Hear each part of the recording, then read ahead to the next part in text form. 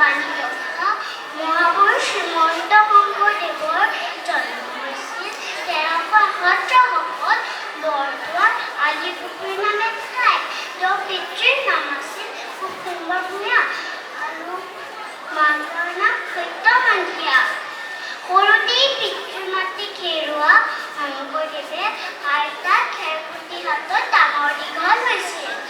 শৈশৱতে তেওঁ ভঁৰালুদ্ধ বুকুত সাঁতুৰি ইপাৰ সিপাৰ হৈছিল আৰু বুৰ মাৰি তলত থকা শিশু ধৰি আনিছিল আৰু বুঢ়া ষাঁড় গৰু শিঙত ধৰি বগৰাই দিছিল।